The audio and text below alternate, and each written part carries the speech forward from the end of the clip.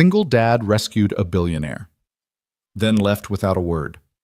The Bentley hit the oak tree with a sound that split the quiet Pennsylvania morning, metal shrieking glass scattering like ice. Inside, a woman lay bloodied and still, her life balanced on seconds. On that deserted stretch of Route 12, Ben Carter slammed on the brakes of his rusty pickup, his 8-year-old son staring wide-eyed beside him. Ben didn't hesitate. He ran toward the wreckage, toward fire and broken steel, and pulled her out with his bare hands. She would survive. He would vanish, and what began as a single act of courage would tear open 2 lives already scarred by loss. Follow my story to the end and comment the city you're watching from so I can see how far this story reaches. The world broke apart at 6:47 a.m. On an otherwise silent stretch of Route 12, a silver Bentley careened out of its lane tires, screeching, before slamming head-on into an ancient oak tree that had stood there for a century. The sound was like thunder shattering the dawn metal, twisting glass, bursting into shards that glittered across the asphalt. Steam hissed from the mangled hood, curling into the frosted Pennsylvania morning like white ghosts. Inside the old Ford pickup that trailed 100 yards behind Ben Carter's hands tightened on the wheel. His son Jacob jolted upright beside him, the crayon he'd been clutching tumbling to the floor. "Dad." The boy gasped, his brown eyes wide. Ben's foot was already on the brake. The truck skidded to a halt at the roadside. He turned sharply to his son. "Stay here. Don't move." His voice carried the clipped firmness of a man who'd seen crisis before, a tone Jacob had never learned to question. Ben shoved open the door boots, crunching against gravel, and sprinted toward the wreck. The morning air bit cold into his lungs, carrying with it the acrid stench of leaking fuel. The Bentley's front end was folded in on itself, its windshield spiderwebbed with cracks. Through the haze of smoke and steam, Ben saw her slumped over the wheel, platinum hair matted with blood, an arm twisted at an unnatural angle. "Hang on," he muttered under his breath, a prayer and a promise in the same breath. He grabbed the driver's handle, jammed. He yanked harder, the metal cutting into his palm. No give. He sprinted to the passenger side. That door was crumpled but not locked. Planting a shoulder against it, he shoved until something snapped and the frame popped open with a shriek that echoed across the trees. The interior reeked of gasoline and blood. Shards of glass glittered across the leather seats. He crawled in, ignoring the sting as a piece sliced his forearm. "You're not dying here," he growled, hooking one arm beneath her back and the other under her knees. Her body was light, frighteningly so limp against his chest. Her head lolled against his shoulder, her breath shallow, but still there. Outside, Jacob had pressed his small face to the truck's window, knuckles white on the glass. Ben caught his son's gaze for half a heartbeat, a silent reassurance before turning away and carrying the woman onto the frosted grass. He knelt, laying her gently down, checking for a pulse. Faint, fluttering. He ripped off his flannel overshirt, balling it against the gash at her temple. Blood seeped through warm against his calloused hands. Jacob's voice carried muffled but urgent. "Dad? Is she okay?" "She's alive," Ben called back, his voice steady though his heart pounded. "Get back in the truck." The boy hesitated, then obeyed, climbing inside, though his wide eyes never left his father. Ben kept pressure on the wound, whispering nonsense. "You're all right, you're safe, stay with me," as though his words alone could keep her tethered to this world. The sirens came faint at first, then closer, growing louder until red lights flashed across the morning mist. Tires screeched, paramedics poured out. Ben backed away, letting them swarm her with oxygen masks. Lines practiced efficiency. One of them looked up. "Were you the one who pulled her out?" Ben only nodded, wiping blood from his hands onto his jeans. He gave no name, no number, just stood there until they hoisted her onto the gurney. As they slid her into the ambulance, something small slipped from Ben's jacket pocket onto the hospital blanket, a worn wooden pencil chipped from years of use. He didn't notice. The back doors slammed, the siren wailed, and just like that she was gone, carried away into the distance. Ben turned, walking back to the pickup. His son leaned out the open window, voice trembling. "Aren't we going with them?" Ben shook his head, his boots heavy against the asphalt. "Not our world, Jacob." He climbed behind the wheel, started the engine, and pulled away. In the rearview mirror, the red lights dwindled, spinning smaller and smaller until they disappeared into the fog. He never learned her name. But the world would Alexandra Whitmore heiress to a $3 billion art empire. And though she would wake hours later in a hospital bed alive because of him, she would have no idea who had saved her. Because Ben Carter vanished into the Pennsylvania morning, without a word, leaving behind nothing but a ghost of kindness and a wooden pencil that would haunt her every day that followed. The town of Millbrook lived on routine. Every morning the church bell rang at 7, its deep toll rolling over rooftops and bouncing along narrow streets. The diner opened 15 minutes later, the clang of coffee cups and the hiss of bacon on the griddle loud enough to drift through the frosty air. The paperboy tossed rolled gazettes onto porches with practiced accuracy, and old men on corner benches nodded to one another as if each day was a continuation of the last. For Ben Carter, routine wasn't comfort, it was survival. By the time the bell rang, he was already out back in the garage behind his weather-worn house on Maple Street, wrench in hand. The building leaned slightly from decades of storms, but the bay door still rolled up with a groan, and inside it smelled of oil rust and determination. Ben had built this garage with Linda, his wife, back when they still thought the future stretched endless. She had held boards while he hammered painted the walls a cheerful blue, even planted marigolds outside to soften the smell of grease. Now, years after cancer had stolen her, the paint was faded and the flowers long gone, but the place remained both sanctuary and lifeline. Engines of every kind rolled into his care farm trucks with rusted fenders, sedans with mysterious rattles, the occasional BMW whose owner was surprised that a small-town mechanic could do what dealerships couldn't. Ben's hands, scarred, strong, calloused, moved over them with patience. He coaxed engines back to life the way other men might coax music from a guitar. And in the corner after school, Jacob sat on a stool with his sketchbook balanced on his knees. The boy rarely said much, but the scratch of his pencil filled the silence steady as breath. He always drew families. Mothers and fathers holding hands with children, trees sheltering them overhead. Sometimes he drew his mother from memory, her long hair the way her eyes crinkled when she laughed. Sometimes he drew himself between both parents, a world that no longer existed but lived fiercely on paper. Ben saw every page, though Jacob never offered them. The drawings were both beautiful and devastating. Inside the house, Linda lingered everywhere. Her coffee mug still sat in the cabinet untouched, but not forgotten. Her garden tools hung in the shed clean but idle. And in the backyard, carved deep into the oak's bark, their initials still rested within a heart, B+L. That tree had once been their promise of forever. Now it was just a reminder of everything temporary. Ben carried his grief differently than his son. He never spoke of it directly, but he taught Jacob that pain wasn't something you got over, it was something you carried. Like love, only heavier. When the boy asked questions late at night, Ben always answered honestly, even if the truth was hard. Mrs. Patterson, the widow next door, became their guardian angel in casserole form. Twice a week she knocked with a covered dish, insisting she was only testing new recipes. But her eyes always scanned Ben's face, searching for cracks. "You're working too hard, Benjamin," she said, once setting a lasagna on the counter. "I've got bills," he replied gently, steering her back toward the door. "But thank you." "Really?" Pride had been Linda's word for it. Stubbornness she'd teased, though her smile softened the sting. Without her, pride became Ben's armor. He never asked for help, never leaned too heavily on anyone. But sometimes late at night, when the house grew too quiet, he wondered how long a man could carry everything alone. Jacob noticed more than his father thought. He'd sit cross-legged on the living room rug, sketchbook open, stealing glances at Ben, falling asleep in his chair, grease still under his nails. The boy absorbed every lesson without a word. Resilience, endurance, strength masked as silence. One crisp morning, as Ben drove Jacob to school in the old pickup, the boy turned, clutching his wooden pencil, his mother's pencil worn nearly to the stub. "Dad," he asked softly, "do you think we'll ever feel normal again?" The question lodged in Ben's chest like a blade. He tightened his grip on the steering wheel. "Normal changes, buddy, but we'll be okay as long as we have each other." Jacob looked down at his sketchbook, then back out the window.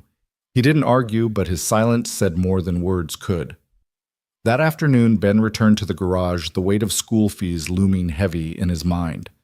One more month and the bills would outpace his work. He bent over a truck engine jaw set, forcing himself to believe he could make it work. He always had. What he didn't know, what he couldn't have imagined, was that far away in a tower of glass and steel, the woman he had pulled from a wreck was staring at a wooden pencil lying on her mahogany desk. Her name was Alexandra Whitmore. She owned an empire built on priceless art, yet she couldn't stop staring at an object worth less than a dime. Because that pencil dropped from Ben's pocket as he carried her from the wreck was the only clue to the man who had saved her life without leaving a name. And Alexandra was not a woman who tolerated mysteries, especially not when her very survival was bound up in them. In Manhattan, the skyline cut sharp against the morning haze, a forest of glass and steel that glittered like it had never known loss. Alexandra Whitmore sat in her office atop the Whitmore Foundation Tower, her desk a sleek slab of mahogany polished to a mirror. Beneath it, her high heels tapped nervously, an irregular percussion against silence. Her assistant droned on, listing mergers, auction catalogs, board schedules, but Alexandra wasn't listening. Not really. Her gaze had drifted again to the object lying just inches from her manicured hands. A wooden pencil worn smooth with used teeth marks, dimpling its shaft. Something so ordinary it should have been swept away with hospital linens, yet here it was her talisman. She remembered waking in a hospital bed 2 weeks ago, bandaged sore, her father's lawyer hovering by the door with clipped concern. The doctor spoke of concussion and bruised ribs. She listened, but her mind kept circling back to fragments of memory, a man's steady voice urging her to hold on. Arms strong around her, the smell of motor oil and flannel. She never saw his face clearly, and then gone. She lifted the pencil again, rolled it between her fingers. In her world, everything had a price, yet he had taken nothing, not even his name. That kind of selflessness didn't fit the rules she lived by, and it gnawed at her. A knock interrupted her thoughts. Her private investigator, Watson, entered, gray suit, pressed hair, combed with clinical neatness. The man had been on her payroll for years, discreet in a way her family required. He held a folder. "I found him," Watson said. His voice was calm, matter-of-fact. He laid the file down, the weight of it heavier than steel. Alexandra's pulse jumped. She flipped it open. Benjamin Carter. 34. Widowed. One son, Jacob, 8 years old, lives in Millbrook, Pennsylvania. Owns a one-man auto repair shop. Watson's words kept steady as Alexandra's eyes darted across the grainy surveillance photos paper-clipped inside. In one, Ben bent under the hood of a truck, forearms corded with grease and strength. In another, the boy Jacob sat nearby, sketchbook, open, a pencil scratching furiously. Alexandra studied the images until they blurred. She whispered the name under her breath. Benjamin Carter. He has no debts. Beyond the ordinary. Watson continued. No record. By all accounts, he's decent. Decent. The word felt foreign in her world of contracts and negotiations. When Watson left, Alexandra stayed still staring at the photos. This man had saved her life and walked away. And for reasons she couldn't explain, she needed to know why. But she also knew this: if she showed up as Alexandra Whitmore, heiress and CEO, she would poison it. Wealth created walls. Her name alone would draw expectation, gratitude, maybe resentment. What she wanted was something rarer. Authenticity. That night in her penthouse, she stood before a gilded mirror. The woman reflected back was perfect tailored suit, diamond earrings, posture sharpened by years of scrutiny, a mask. She began to strip it away. The next day, she bought thrift store clothes that smelled faintly of mothballs and laundry soap. She learned to do her own makeup, imperfect smudges replacing professional precision. She practiced in front of the mirror, softening her voice, unlearning the commanding cadence that had made men twice her age flinch in boardrooms. Piece by piece, Alexandra Whitmore faded. Allie Mitchell emerged. Allie rented a modest apartment an hour outside Millbrook. She cooked her own meals, burning eggs at first, laughing alone in a way that felt strange but freeing.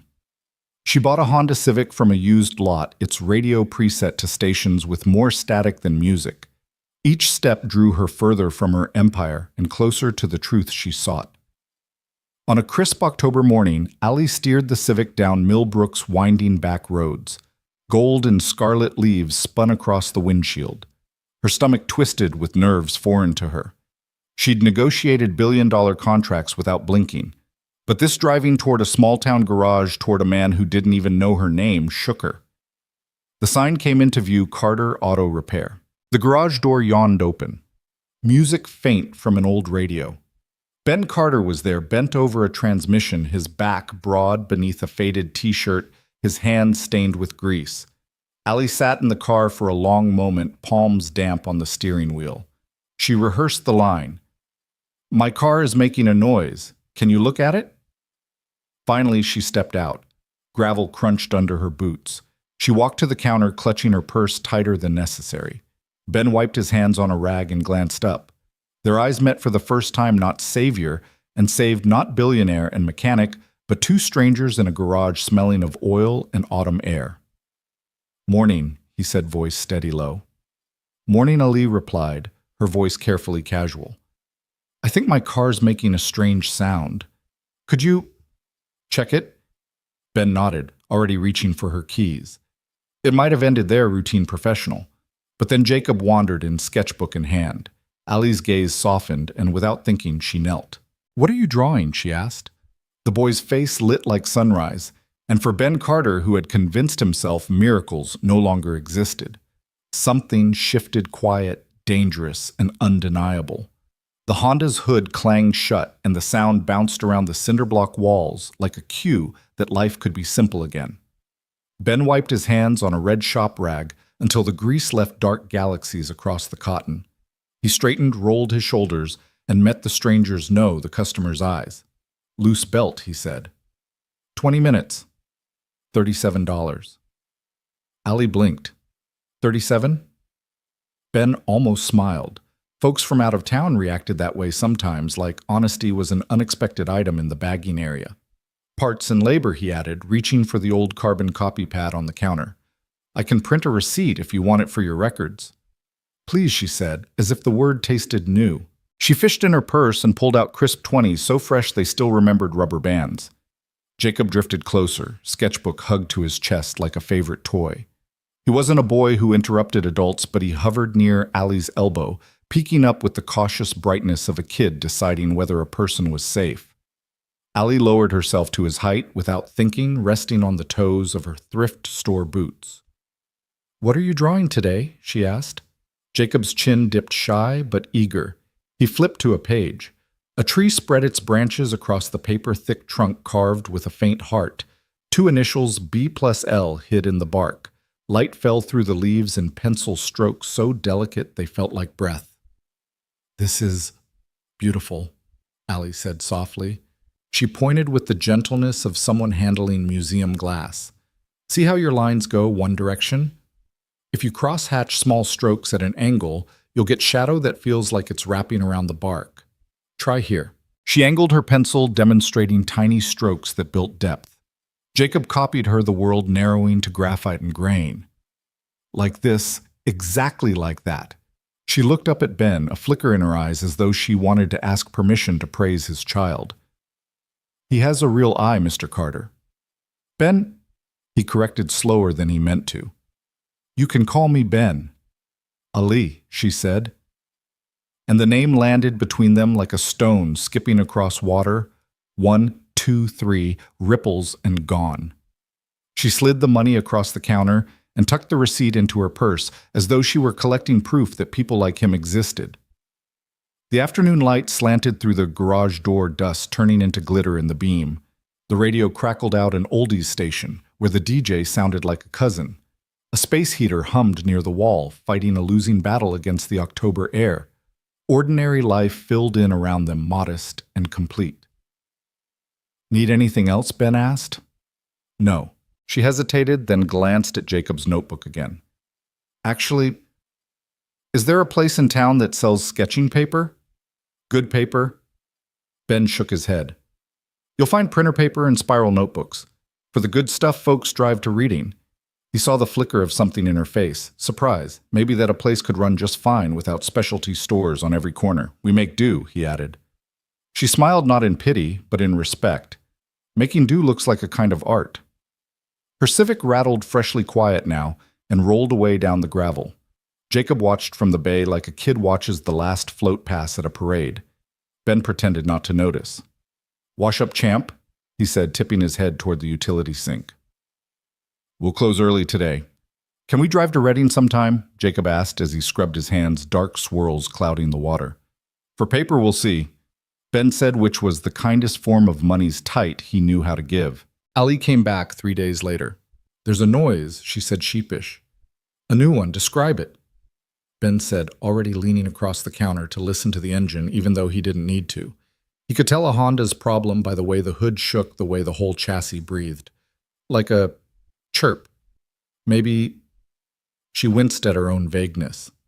"I'm not very good at car words." Ben nodded like she'd confessed something holy. "Most people aren't." He lifted the hood, ran a finger along a pulley, and found the belt notched just enough to sing when cold. "I'll tune it. 30 minutes. Do you mind if I—" She gestured toward the stool in the corner. Jacob was already there, feet swinging, sketchbook open. He didn't look up, but Ben could tell from the way his shoulders squared that he knew she'd asked.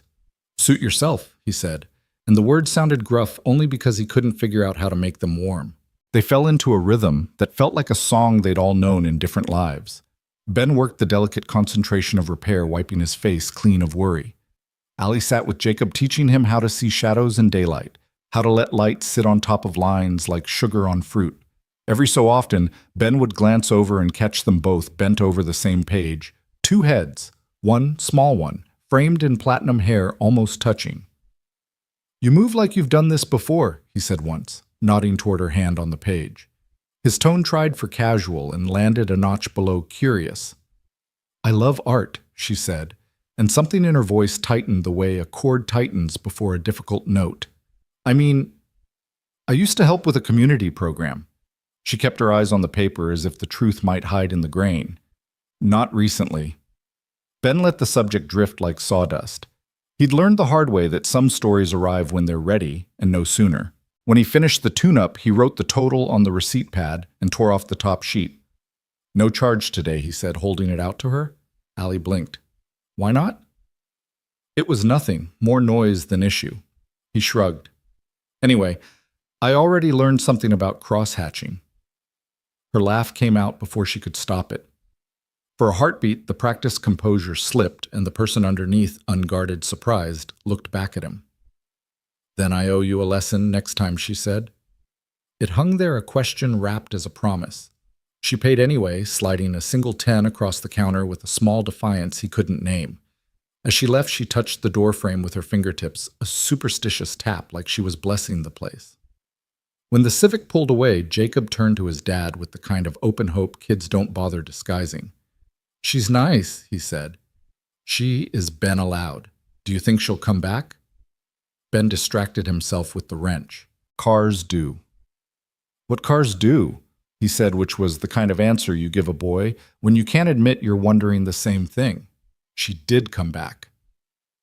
A week of frost later, her Civic rolled in with a politely blinking check engine light. "Those things are suggestions," Ben said, scanning codes with the old reader that beeped like a heart monitor. "You've got a misfire on 2. Nothing dramatic." "Nothing about cars feels not dramatic," Ali confessed, folding her arms. She wore a wool coat the color of oatmeal and a knit cap that tried hard not to be designer. There was a smear of graphite on her hand. "Except being here. This place feels—" She groped for a word that fit. "Steady. Steady." Ben filed the word away. He didn't know what it meant in her mouth, but it sounded like relief. While he worked, Jacob showed her a new drawing, Main Street, under snow strings of lights like constellations caught in midair. Ali leaned close, pointing to the diner's windows. "You can make glass glow if you leave a thin line of paper white," she said. "Here, let it breathe." Jacob tried it, erasing carefully, the glow appearing like a trick. His grin flashed. "You were right. It happens," she said with a faux arrogance that made the boy laugh. Afterward, Ali lingered by the counter, palms braced on the scarred laminate. "There's a pizza place someone told me about, Pete's. Is it any good?" "It'll change your life," Ben said seriously, then caught how ridiculous the line sounded and winced. "Pizza-wise," he added. "Not in a... you know." She smiled and the air warmed 3 degrees. "Maybe I'll try it." "You should." He hesitated. They do a 2-for-1 on Wednesdays. Good for... He glanced at Jacob. Teams. Teams, she echoed as if savoring the notion. The first time she brought supplies, she tried to make it look like an accident.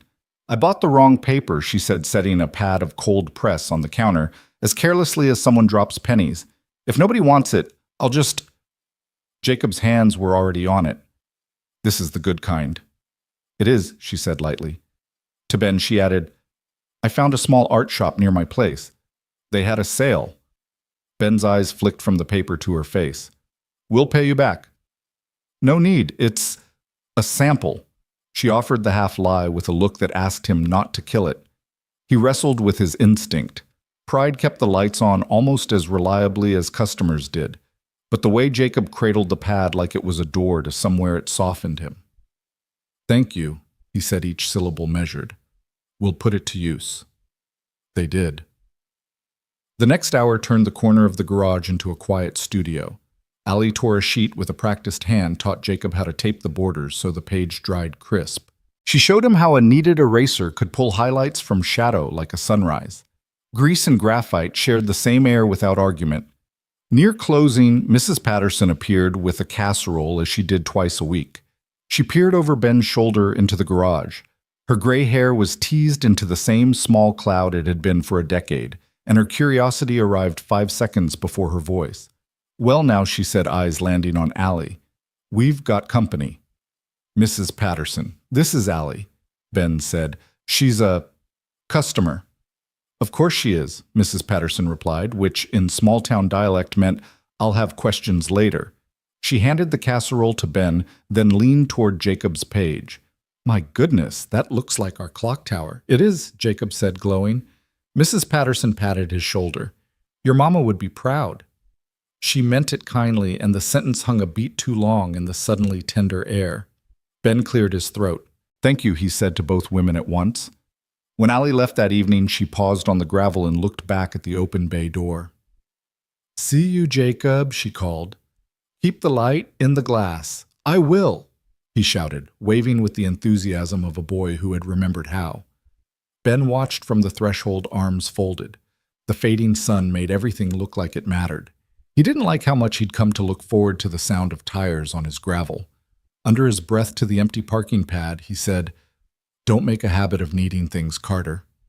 But habits were already forming, the kind that settle into the seams of a life painless and dangerous. That night, as he dried dishes at the sink while Jacob shaded a window brighter, Ben thought of the way Allie had moved in the garage, competent, gentle, present. He thought of her eyes on his son's hands. He thought of $37 and a receipt folded into a purse like a love note to decency. He didn't think of her car.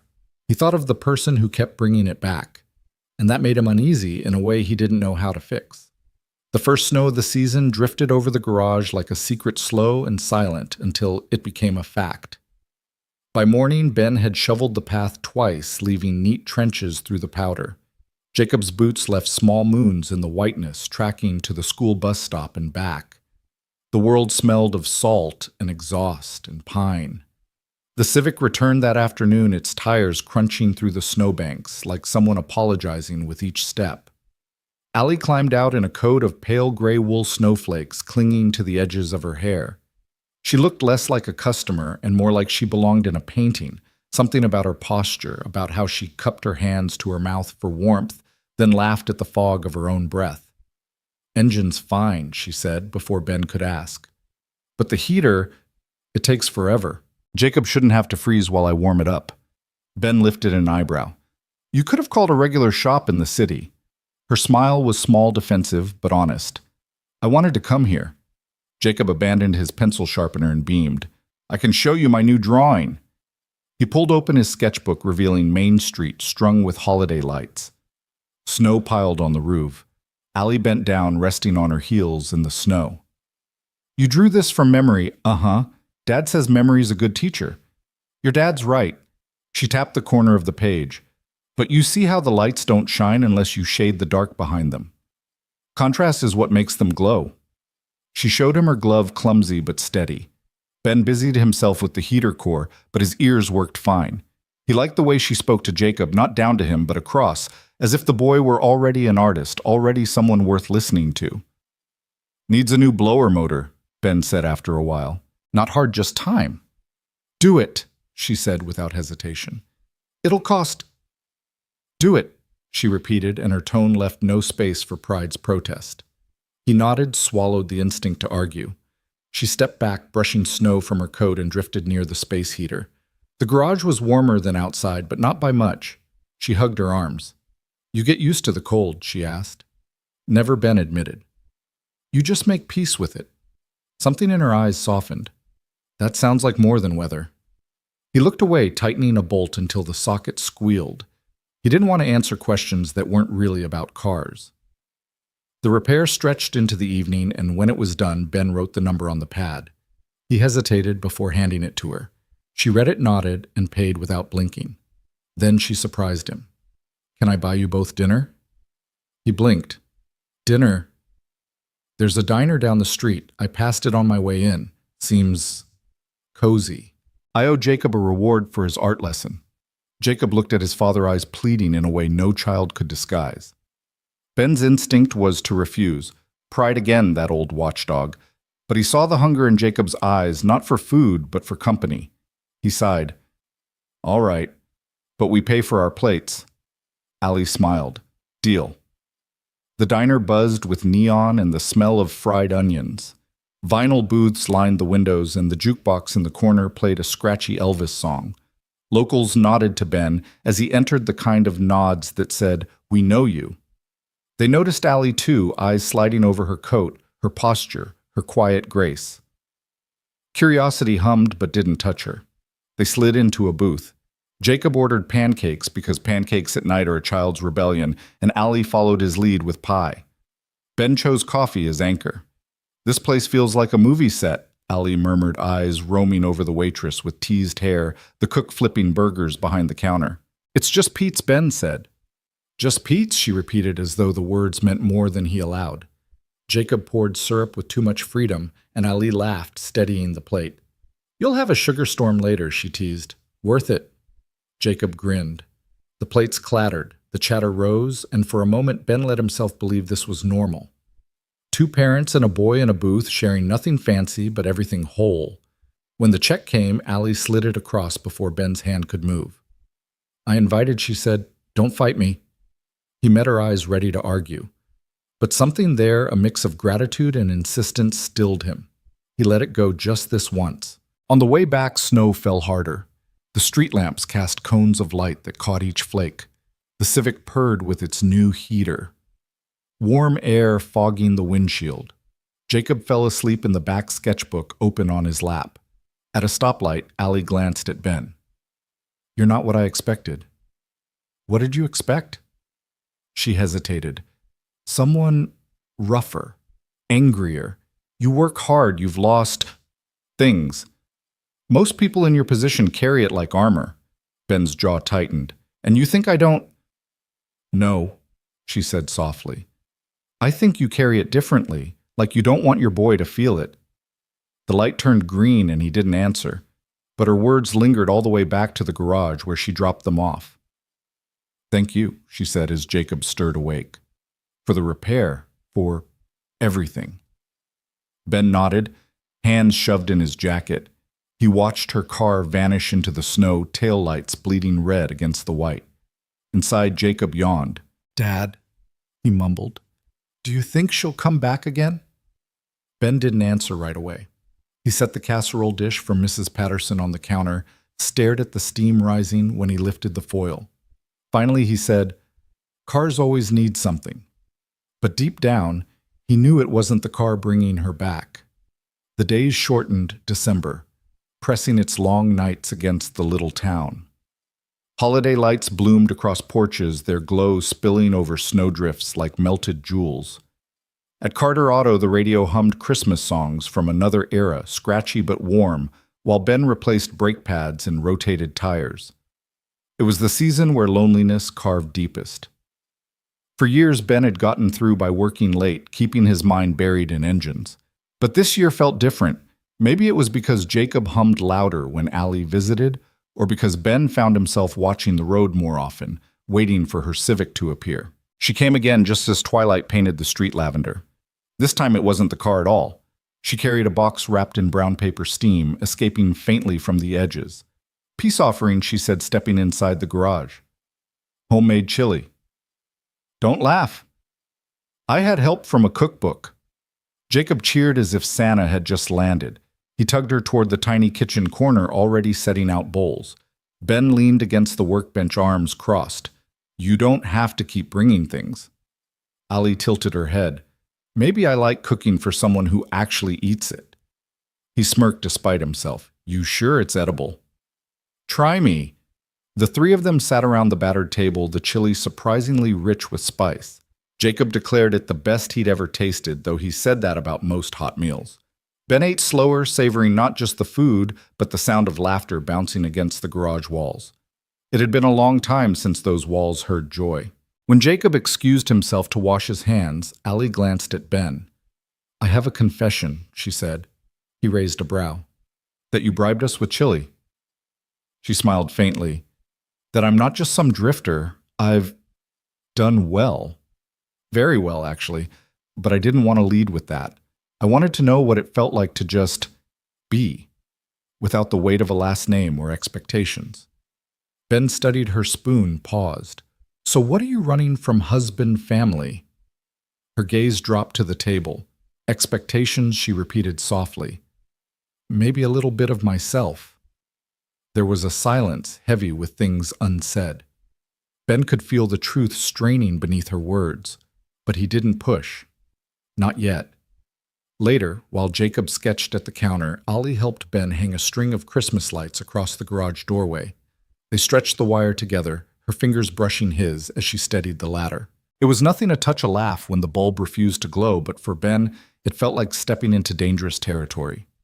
"Looks better already," she said, squinting at their crooked handiwork. "It's a garage, not Rockefeller Center," he muttered, though the sight of lights twinkling against snow stirred something in him he hadn't let himself feel in years. Jacob clapped. "It's perfect."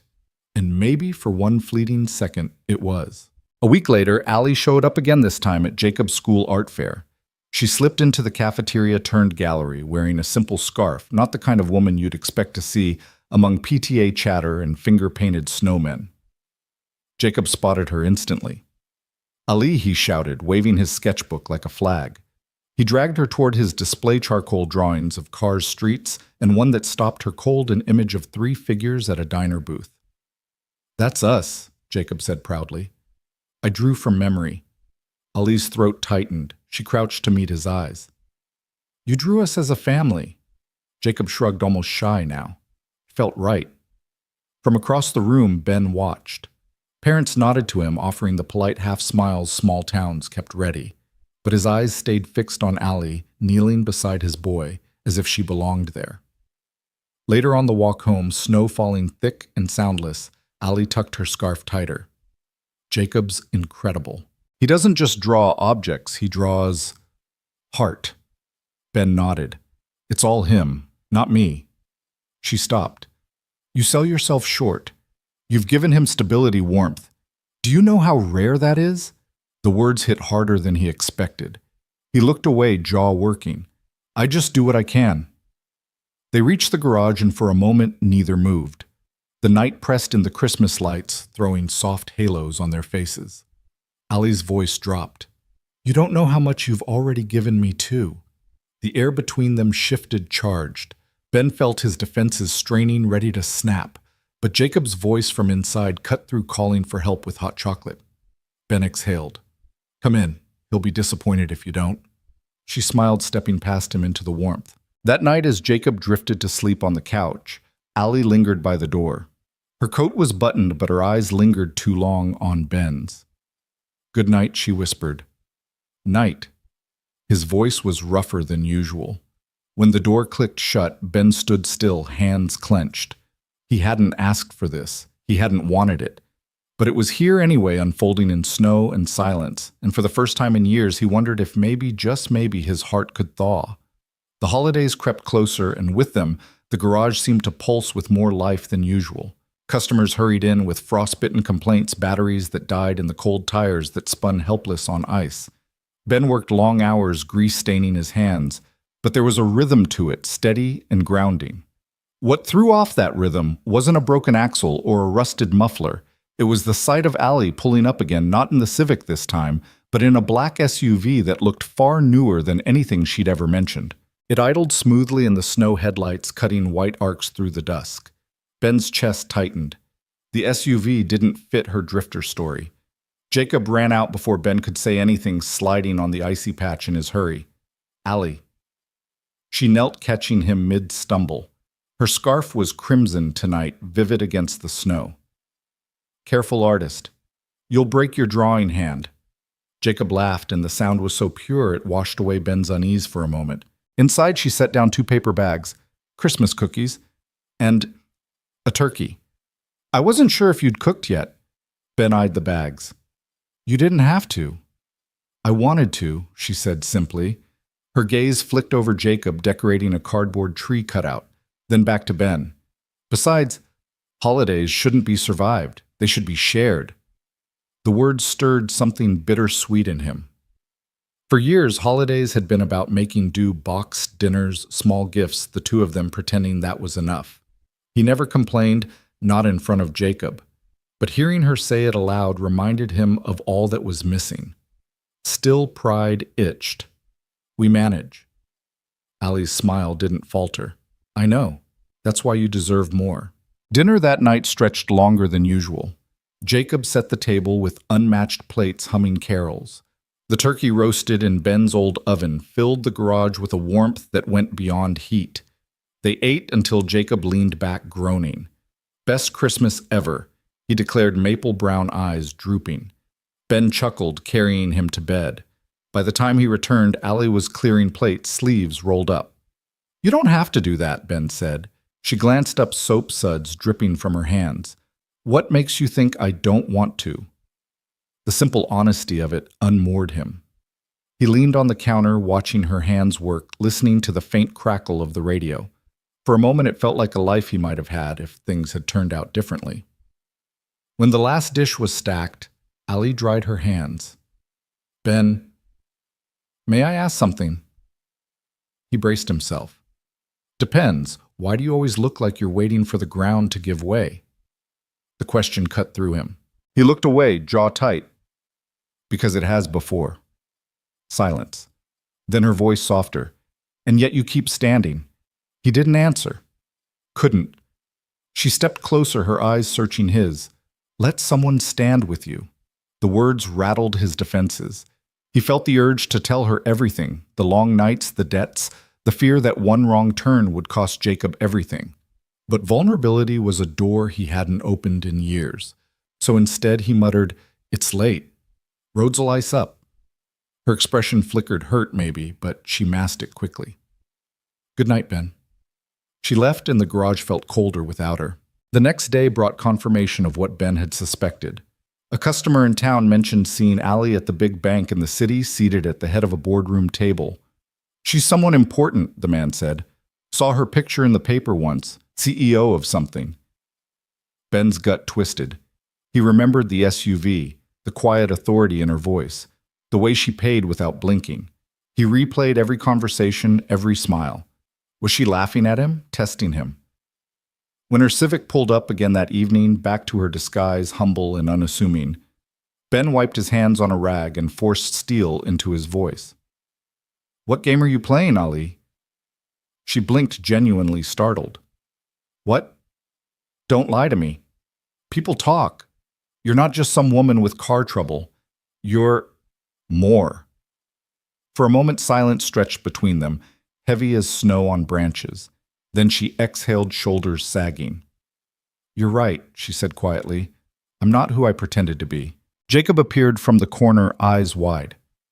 Allie. She looked at him, then back at Ben. Her voice trembled. I should have told you sooner. Ben's heart pounded. The fragile trust they'd built teetered one truth away from collapse. And in that instant, he realized this woman, whoever she was, had already woven herself into Jacob's world, and his own. The air inside the garage thickened with silence, heavier than the winter storm gathering outside. Jacob's eyes flicked between them, searching for answers. Ben tightened his grip on the rag in his hand, the grease smearing darker against his fingers. "Then who are you?" His voice was low-measured, but beneath it burned a raw betrayal. Ali drew a shaky breath. "My name is Alexandra Pierce. I run Pierce Global Holdings. The car, the chilly dinners, the lights, those were real. But she faltered, then steadied herself. I wanted to know what it was like to be seen without my name, without the weight of my company." Ben's jaw flexed. "So you lied." "I hid," she corrected softly. "Because most people don't look at me, Ben. They look at what I can give them." Jacob's voice cracked through the tension. "But you gave us time. Isn't that real?" Ben's chest ached. His boy's words cut straight through his pride. Allie's confession hung like frost in the air. She didn't try to mask the truth anymore. "I know you've got every right to be angry. I should have been honest. But the truth is, I didn't expect to care this much. Not about this garage. Not about—" Her voice broke. "Not about you two." Ben wanted to believe her. A part of him even did. But the image of that SUV, the rumors, her silence, those were thorns he couldn't ignore. "People like you don't stay in places like this," he muttered. "You'll leave. And when you do, it's my kid who gets left behind." The words landed sharper than he intended. Ali's lips parted, pain flickering across her face. She opened her mouth to answer, but Jacob slammed his sketchbook shut, the sound jolting both adults. "Stop fighting," the boy pleaded. "I don't care if she's a queen or a superhero or whatever. She's our friend." Ben's throat tightened. Alexandra crouched to Jacob's level, her eyes glassy. "I'll never stop being your friend," she whispered. The promise felt real, but Ben couldn't trust it. Not yet. The storm outside broke loose that night, snow lashing against the garage, wind howling like something ancient. Alexandra stayed longer than she intended, reluctant to leave them in the thick of an argument.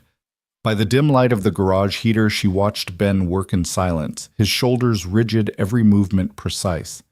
Finally, she whispered, "You think I'm playing some game.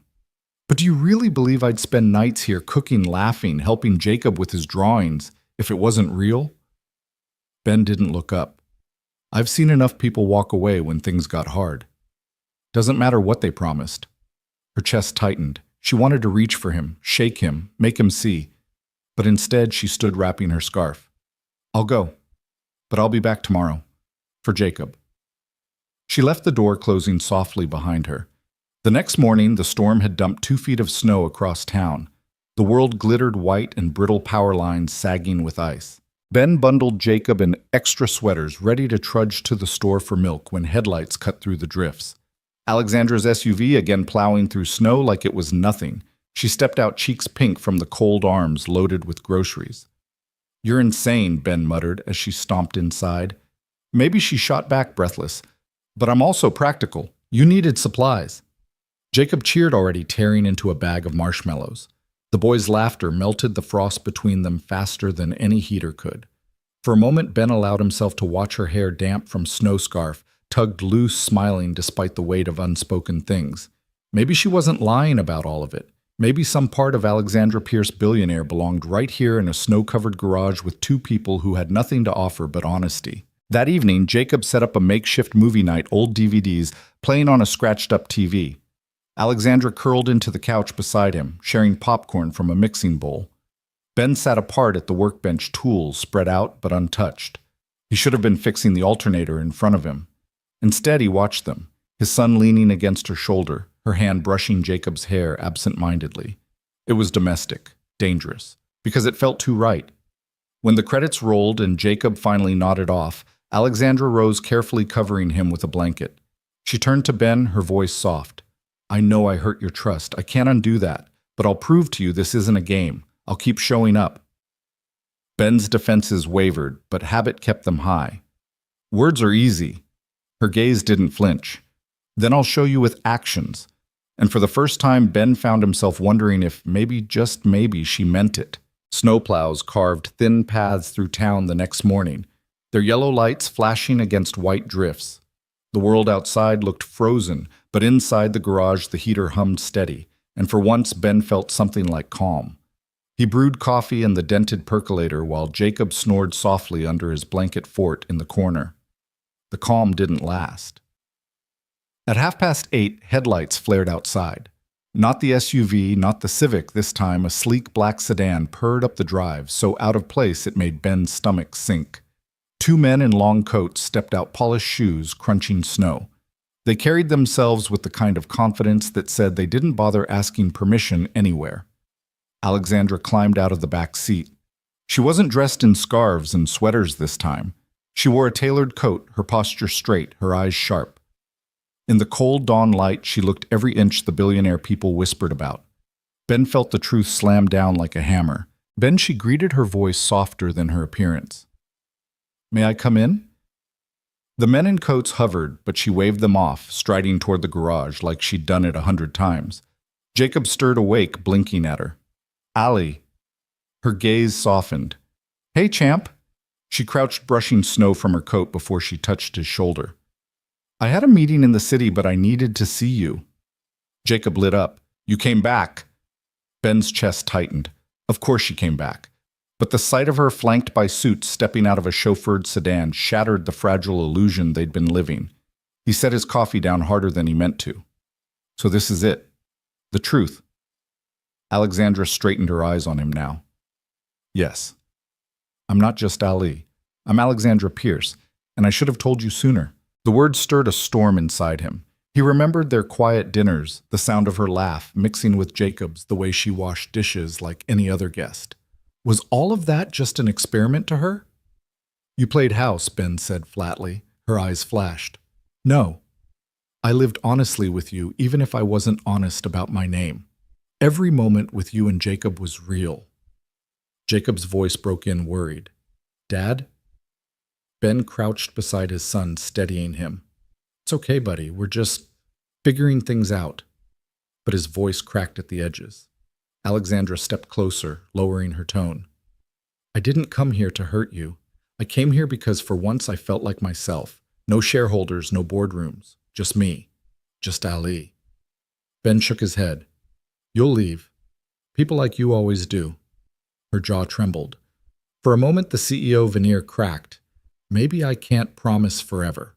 But I can promise this: I won't walk away without telling you why. And I won't lie to Jacob again." The sincerity in her voice cut through his anger, leaving behind only exhaustion. He wanted to trust her, but the weight of responsibility pressed hard against his ribs. Jacob's trust was fragile, and Ben had sworn to protect it at all costs. Later that day, the garage was busier than usual. Customers came in for tire chains and salt bags, tracking snow across the floor. Alexandra stayed rolling up her sleeves, handing out coffee, even helping an old farmer carry boxes to his truck. The men in coats waited outside, shivering by their sedan, clearly unused to the grit of small-town life. One customer leaned toward Ben, whispering, "Isn't that the Pierce woman? Thought she owned half the city." Ben's stomach twisted. Small towns had long memories, and gossip spread faster than winter fire. By evening, though, Jacob was grinning ear to ear as Alexandra helped him paint a snow-covered barn scene. She laughed when he smeared blue on her cheek, and the sound filled the garage with warmth no storm could match. Watching them, Ben realized something dangerous. He wanted her there. Wanted this life, even if it was built on shaky ground. When Jacob finally drifted to bed, Alexandra lingered at the counter, hands clasped. Her voice was quiet but determined. "I know you don't trust me yet, but give me a chance to earn it." Ben studied her grease-stained hands, folded weariness shadowing his face. He'd spent years keeping people at arm's length, building walls to protect Jacob and himself. But Alexandra's eyes, vulnerable despite her wealth, gnawed at those defenses. "Actions," he said at last. "Words won't do it." She nodded. "Then I'll prove it with actions." And as the wind rattled the windows, Ben realized something unsettling. He believed her. Not fully, not safely, but enough to let her try. The storm had cleared by morning, leaving the town glazed in ice. Sunlight bounced off frozen branches, dazzling but brittle. Ben shoveled the drive while Jacob built a crooked snow fort near the garage doors. Alexandra arrived again, her coat dusted white, balancing a thermos in one hand and a bag of bagels in the other. "You're relentless," Ben muttered as she set the food down on the workbench. Persistent, she corrected unwrapping a bagel and handing it to Jacob. I told you I'll prove this isn't a game. Jacob grinned crumbs tumbling down his sweater. Ben sighed, but he didn't chase her off. He couldn't, not with the way Jacob's eyes lit whenever she appeared. The days turned into a rhythm. Alexandra stopped by in the morning sometimes with groceries, sometimes just with laughter. She learned how to hold a wrench properly, how to find the right socket, and even how to mop up spilled oil without ruining her shoes. Customers began noticing. Old Mrs. Tucker asked, "That your sister?" A teenager whispered, "She looks like someone from the magazines." Ben brushed the questions off, but the whispers spread. One afternoon, a local reporter snapped photos from across the street. Alexandra ignored it, but Ben's gut twisted. He could handle gossip, but he couldn't shield Jacob from headlines splashed with their names. That night, as the heater rattled in the corner, Ben confronted her. Whatever this is, people are starting to talk. I can't have Jacob caught in that mess." Alexandra's gaze was steady. "Do you regret me being here?" He wanted to say yes to push her away before things grew more dangerous, but the truth sat heavy in his chest. "No, I just don't know if we can afford the fallout." The next day, Alexandra's world crashed through their fragile routine. A black SUV arrived sleeker than hers plates from the city. A man in a charcoal suit stepped out flanked by aides. He walked straight into the garage without asking. "Miss Pierce," he said sharply, ignoring Ben and Jacob. "The board is in uproar. You've missed 2 meetings. Investors are restless. You can't vanish like this." Ben froze, Jacob clutching his sleeve. Alexandra's face tightened, but her voice remained calm. "I told you I'll handle it. Now leave." The man sneered at the grease-stained floors, the patched couch, the boys' drawings taped to the walls. "This is where you've been with them." The insult stung more than Ben expected. He stepped forward, wiping his hands on his rag. "You're in my garage. Watch your tone." The man scoffed, but Alexandra cut him off. "Enough. Go." Her authority cracked like ice underfoot, and the man retreated. But the damage lingered in the silence he left behind. Jacob spoke first, his voice small. "Does that mean you have to leave?" Alexandra crouched, cupping his cheek. "Not if I can help it." Ben wanted to believe her, but reality pressed in. A woman like her belonged to a world of boardrooms and power plays. A man like him belonged under a hood fixing what was broken. That night when Jacob slept, Ben leaned against the workbench, exhaustion etched into every line of his face. "Your world and mine, they don't mix." Alexandra stood across from him, her coat draped over a chair, hair falling loose. "Maybe they're not supposed to. But I don't care. I want this." He searched her eyes, saw the flicker of truth there. Still doubt gnawed at him. "And when the board forces your hand, when they demand you walk away from us." Her silence said everything. Days later, the board made their move. Headlines splashed across the town's single newspaper, "Pierce heiress missing found in small-town garage." Photos of Alexandra handing Jacob a mug of cocoa ran alongside stories of stock dips and investor panic. Customers whispered louder. Some cheered her for being real. Others muttered she was slumming. For Ben, it was a nightmare. Jacob read over his shoulder, eyes wide. "Dad, are we in trouble?" Ben hugged him close. "No, buddy, we're not the ones in trouble." But when he looked up, Alexandra stood in the doorway, pale, her phone buzzing endlessly in her pocket. And Ben knew the fight for whatever fragile bond they'd built had just begun. The garage felt smaller after the article broke. Customers still came for oil changes and winter tires, but every glance carried questions unspoken. Ben could feel the weight of their stares pressing into his back as he worked beneath hoods. Jacob noticed it too. The boy grew quieter, sketching in the corner instead of chatting with neighbors. Alexandra, however, refused to vanish. She showed up each morning with the same thermos of coffee, the same determination in her eyes. If anything, the storm around her only seemed to harden her resolve. She wore no jewelry, no makeup, some days just jeans, a sweater, and sleeves rolled up to work. Still, the outside world clawed at the edges of their fragile routine. Her phone buzzed endlessly. When she ignored it, the calls turned to visits. One evening, just as Ben was locking up another car, arrived sleek black tinted. Out stepped a woman in a crimson coat, heels crunching in the salted slush. Her expression was sharp enough to cut steel. "Alexandra," she said coldly, striding forward. What on earth are you doing here? Ben tensed. Jacob peered from the doorway, sensing the tension. Alexandra froze her jaw tight. Mother, she breathed. The older woman's eyes swept over the garage with disdain. This is your hiding place with grease and filth, and… Her gaze fell on Ben and Jacob. This Ben's hand curled around the wrench in his palm, not as a weapon, but as if holding on to something real, something solid. Alexandra's voice shook, but didn't break. I'm here because I want to be, because this… She gestured at the small garage the boy clinging to his father's sleeve is real. It's not stock prices or board meetings, it's life. Her mother's laugh was brittle. Life. Alexandra, you have responsibilities, a company, thousands of employees. You don't get to play house with mechanics and children. Jacob flinched at the words, his cheeks burning. Ben pulled him closer, his voice low. Easy, son. Words can't touch us unless we let them. But inside, fury burned. He'd worked too hard to protect Jacob from that kind of cruelty. Alexandra stepped closer to her mother, her eyes blazing. This isn't a game. Jacob is a child, not collateral. And Ben is more of a man than anyone sitting at that board table. The older woman stiffened, shocked by the defiance. You'd risk everything for them. Without hesitation, Alexandra answered, Yes. The silence that followed was louder than any argument. Her mother's eyes narrowed, but she turned sharply, marching back to the car. The door slammed, tires hissed on ice, and then she was gone. The garage was quiet again, only the hum of the heater filling the air. Jacob looked up at Alexandra, his eyes wide. She doesn't like us. Alexandra knelt, pulling him into a hug. She doesn't know you yet. That's her loss.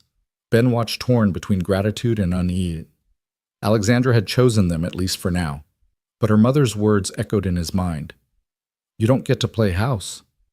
Later, after Jacob was tucked in, Ben lingered by the workbench, wiping his hands on a rag already clean. Alexandra stood across from him, her face pale in the dim light. You didn't have to defend us like that, he said quietly. Yes, I did, she replied, her voice trembling now that the moment had passed, because you and Jacob are the only things that feel right in my life. Ben looked at her for a long time, the walls around his heart creaking under the weight of her honesty. He wanted to believe her. He wanted to let her in, but he also knew storms like hers didn't pass easily. The next morning, the whispers in town grew louder. Some customers muttered under their breath. Others offered awkward support. One man shook Ben's hand, saying, Heard you stood up to the Pierces? Good for you. Another warned, They don't lose. Be careful. Through it all, Alexandra stayed shoulders squared, chin lifted. She no longer pretended to be Allie. She was Alexandra Pierce, Billionaire's daughter, CEO under fire, and yet she was also the woman who brewed coffee in Ben's battered percolator, who laughed at Jacob's jokes, who knelt on cold concrete to scrub oil stains from the floor. And for the first time, Ben wondered if maybe, just maybe, she could belong to both worlds. Winter hung on longer than it should have, a stubborn guest who didn't understand the hint. The snow receded from lawns but clung to the edges of sidewalks, a crust of old ice that wouldn't melt. Newsstands still had the paper with the photo, Alexandra handing Jacob a mug. Ben's name misspelled under the caption, as if that might lessen the heat of being seen. People folded those papers under their arms like gossip they could take home. At the garage, business did not stop. It shifted. Some customers arrived with awkward smiles and cash tips too large, as if generosity might buy front-row seats to the unfolding spectacle. Others came in with thinly veiled contempt, asking whether the heiress would be the one changing their oil today.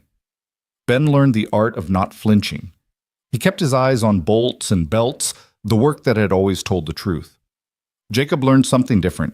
He hunched closer over his sketchbook shoulders, creeping toward his ears. He didn't complain, but Ben noticed how the boy's drawings returned to winter, even when the calendar insistently edged toward spring.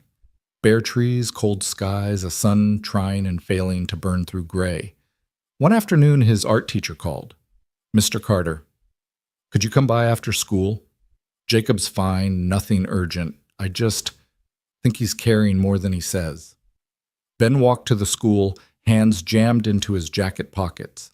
The hallways echoed with sneakers and laughter walls plastered with construction paper tulips. In the quiet of the art room, Mrs. Chandler pointed at Jacob's latest work, a family beneath a tree, the woman's face half sketched, left purposely unfinished. "He's extraordinarily gifted," she said low. "But he's drawing erasure. I'm not a psychologist, Mr. Carter, but kids have a way of telling the truth on paper." On the walk home, Ben asked Jacob about it. The boy shrugged. "It's not a sad thing," he said, quick to reassure. "It's just, life keeps changing. I'm trying to keep up." Ben swallowed. He wanted to say that life didn't have to change again, that they could choose quiet over chaos. But the street corner was already crowded with whispers. A pickup rolled past too slowly. A stranger snapped a photo through fogged glass and sped away. Jacob noticed.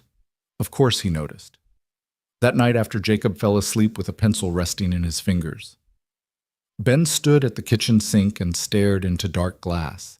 He saw his reflection layered with the faint ghost of the garage behind him, the tool pegboard, the old radio strings of Christmas lights that had somehow never come down.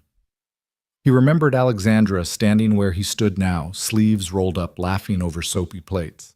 The memory hurt and healed in the same breath. He called her. She arrived 10 minutes later, breathless from the short drive, hair pulled into a loose knot, as if she'd left mid-meeting.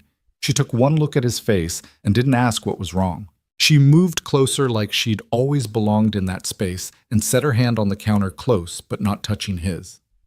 "I need to leave," Ben said. The words hung between them, and even the heater seemed to pause the room, waiting for the rest. For a few weeks she asked carefully. Hope tried to thread itself through her voice. "I can handle the board. The press will move on. We can know." He forced the truth out clean, for good.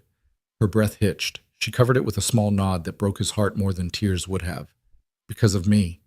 Because of all this." He gestured vaguely at the world, the headlines, the whispers, the black sedans that came and went like crows. "I can't ask an 8-year-old to shoulder the weight of a story he never asked to be in." "Ben, I can fix." He shook his head. "You can fix stock prices. You can outmaneuver a board. You can't build a life for us in a town that's decided we're entertainment." The quiet that followed wasn't empty. It contained all the meals they'd shared, all the laughter that had come back to the garage because of her. Alexandra stared at the floor, blinking hard. When she finally looked up, the rawness in her gaze was exactly the thing that had undone him from the start. When she asked, "Soon as I can pack." She nodded again, slower this time. "Let me help." He wanted to say yes. He wanted to say no. He wanted to ask her to come with them, and hated himself for wanting what he couldn't offer Jacob without ripping up the little security he'd rebuilt. In the end, he said the only thing that felt honest. "I don't know if that makes this easier or harder." Alexandra swallowed, the muscles in her throat working like a woman learning how to breathe underwater. "Then I'll stay out of the way. But I'm not disappearing." She steadied herself on the counter, voice firming. "I won't disappear." He wanted to believe her. He would have given anything to. They packed in 2 days. Ben called regulars, rescheduled what he could, and returned the rest with apologies he hoped sounded like respect. He loaded essentials into the Ford tool chest, the coffee mug Linda had loved, Jacob's drawings layered flat as petals, clothes rolled tight into plastic bins. He taped boxes while Jacob labeled them in block letters. Books, tools, art kitchen. The smallness of the handwriting bruised Ben's chest. Mrs. Patterson shuffled over with a casserole lasagna because grief needed layers and tears, like small bright stones in her eyes. "Maple Street won't be the same," she said, patting Ben's sleeve with both hands. "We'll send an address," Ben promised. "Don't you dare not." She bent to hug Jacob. "You draw me a postcard, you hear, I will," he said into her cardigan voice, muffled. Alexandra kept her distance like she'd promised. Ben knew she sat in her SUV at the far end of the street for hours the night before they left. He saw the shape of her there when he went out to the curb with one last bag of trash. She didn't get out. He didn't wave. The restraint felt like a small, necessary cruelty. On the morning they pulled away, the truck idled at the curb, exhaust ghosting in the cold. Ben checked straps twice. Jacob slid into the passenger seat and hugged the sketchbook to his chest.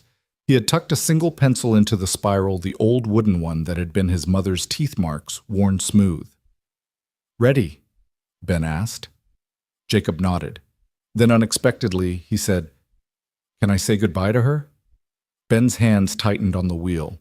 He didn't ask who. He knew. He turned the truck off. Alexandra was already walking up the street as if the boy's voice had drawn her from the horizon. No makeup, hair pulled into a wool cap.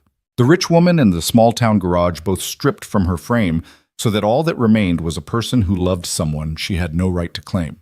She crouched by the passenger door, keeping the cold out with her body. "I brought you something," she said, and held up a small portfolio wrapped in canvas. "It's just a book. Blank pages. For the drawings you're going to make in the new place." Jacob took it like an offering from a myth. He didn't open it. He simply pressed it to his heart. "Thank you, Ali." "Alexandra," she corrected gently. "But you can call me anything you like." He frowned, chewing on the edges of a brave thought. "Will you find us? Not now, but later?" Her answer came without hesitation. "Yes." Then softer. "Only if your dad says it's okay." Jacob looked at Ben. Ben looked at both of them and imagined the next month the quiet apartment somewhere far away. The way he'd missed the sound of her laugh bouncing off cinder block, the ease with which she had stepped into the spaces of their days. He thought of the headlines, the men in suits, the mother with the red coat and the sharp tongue. He thought of Jacob's drawings, half light and half shadow, waiting for him to make a choice that would color them one way or the other. "Give us time," he said. "Then we'll call." Alexandra nodded like a vow. She reached through the open window and touched Jacob's cheek with the back of her fingers. Then she stepped back, hands stuffed deep in her pockets to keep from reaching again. Ben turned the key. The engine coughed, caught steadied. He shifted into drive and pulled away from the curb he'd parked at 1,000 times. In the side mirror, Alexandra grew smaller, then blurred, then became only the suggestion of a person standing where a chapter ended.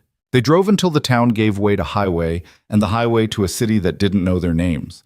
The new place was a second-floor walk-up above a deli that smelled of yeast and oregano, even at dawn. The apartment had 2 small bedrooms and linoleum that curled at the corners. The radiator hissed like an animal, and the view was a brick wall painted with a mural of birds in flight. Ben set the tool chest in the corner, the coffee mug on the windowsill, and the lasagna in the fridge. Jacob claimed the bedroom with the fire escape and arranged his pencils in a row on the windowsill, like soldiers ready to march into a blank day. They ate deli sandwiches on the floor, knees touching a cardboard box marked kitchen. When the city's lights came on, Jacob drew them dashes and dots in the air and smiled at Ben with a tiredness that wasn't quite sad. "It feels different," Jacob said. "Different can be good," Ben answered. He meant it and didn't. Then he added, "We'll make it good." He unpacked the last box alone after Jacob fell asleep. In the bottom beneath dish towels and the last of the plates, he found a small envelope tucked where it hadn't been before. No stamp, just his name written in Alexandra's hand. He didn't open it, not yet. He slid it into the drawer with the silverware and told himself he was saving it for a day when hope felt less like a risk. Outside horns bled into a lullaby. Somewhere below, a drunk laughed. The radiator clicked its endless song. Ben lay on the narrow bed and stared at the ceiling and told himself he'd made the right choice, the only choice, the one that made the world smaller and therefore safer. He believed himself for almost 5 minutes. And then in the quiet that came after he admitted what he hadn't said aloud, he had cut them free because he loved them too much to let the world devour them. He had cut himself free because he didn't trust his heart not to make promises it might not be able to keep. In the next room, a boy slept with a pencil in his hand, ready to draw light in a place that had never seen it from him before. Somewhere else, a woman stood in a driveway she had no right to claim as hers and practiced not turning back. They were not done with one another.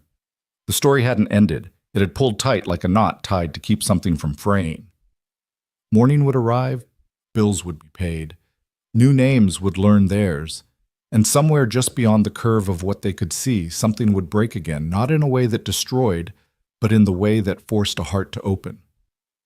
The city took them in the way it always did, indifferently. For Ben, that was a relief. Nobody knew his name. Nobody cared about a newspaper photo. Nobody whispered at the sound of his boots against concrete. Here he was just another man renting too much space for too little money, hauling groceries up narrow stairs, chasing work in garages where foremen sized him up in a glance. For Jacob, the adjustment was slower. His new school had fluorescent lights that hummed too loud, teachers who mispronounced his last name, and kids who cared more about sneakers than sketchbooks. He ate his lunch at the edge of the cafeteria and drew city skylines with sharp angles, his pencil scratching like a creature trying to climb out of paper. Ben worried, but tried not to press. At night after Jacob was asleep, he studied want ads calling shops until his voice rasped. He landed work in a repair shop on the outskirts, less pay longer commute, but honest. The kind of place where the air smelled of burnt oil and the boss didn't ask about your past if you showed up on time and didn't complain about grease under your nails. One evening, after a long shift, Ben came home to find Jacob sitting cross-legged on the fire escape sketchbook balanced on his knees. The city stretched behind him in neon smears and shadow. "Careful there," Ben said softly, easing the window open. "I like it out here," Jacob murmured, not looking up. "It's loud, but it makes me feel awake."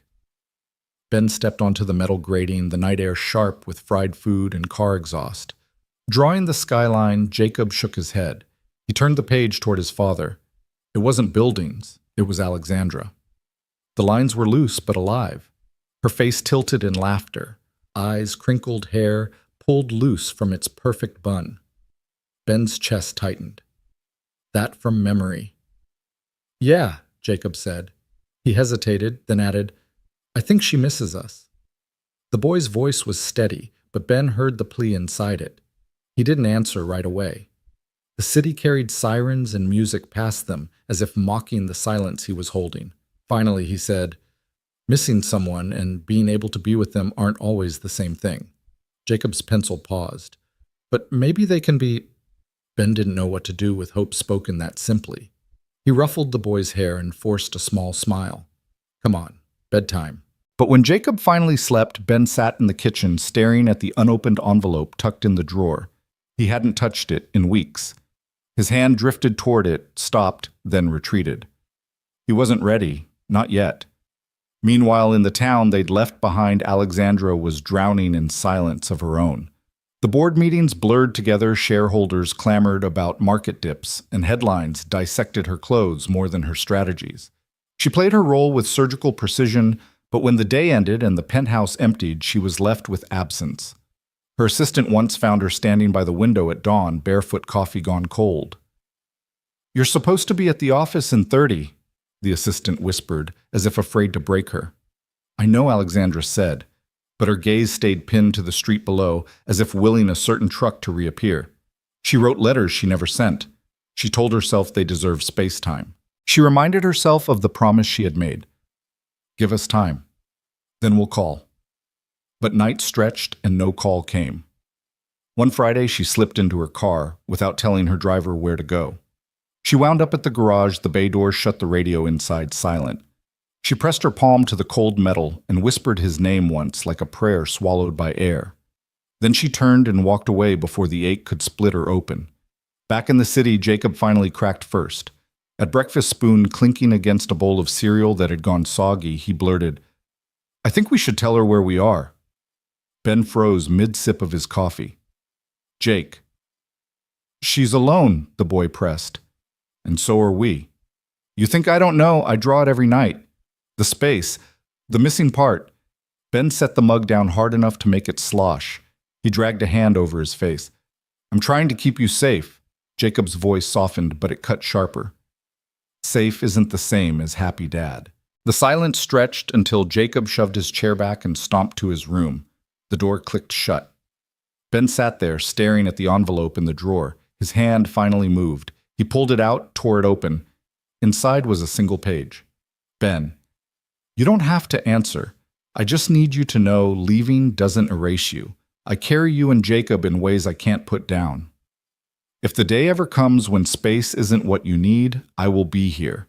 Not as a CEO, not as a name in a paper, just as someone who was given a chance to belong and will never forget it." Ben folded the letter, hands trembling. For the first time in weeks, he let himself say it aloud, a whisper no one could hear. "I miss you too." The city outside didn't care. But somewhere across distance and silence, he prayed she felt it. The winter-deepened gray skies pressing heavy over the city. Ben moved like a man stitched together by willpower alone. Early mornings, long shifts, late nights spent fixing what the shop couldn't bill for, just to keep his hands from trembling with the weight of choices unmade. Jacob carried his sketchbook everywhere, filling page after page with outlines of people who weren't there. Alexandra laughing, Alexandra leaning against the counter, Alexandra kneeling to tie his shoelace. It became a ritual. Ben would find the sketches tucked beneath his pillow, slipped into his coat pocket, taped to the refrigerator. Jacob didn't say the words out loud anymore, but the drawings screamed them, "Bring her back." One raw February morning, a letter came addressed not to Ben, but to Jacob.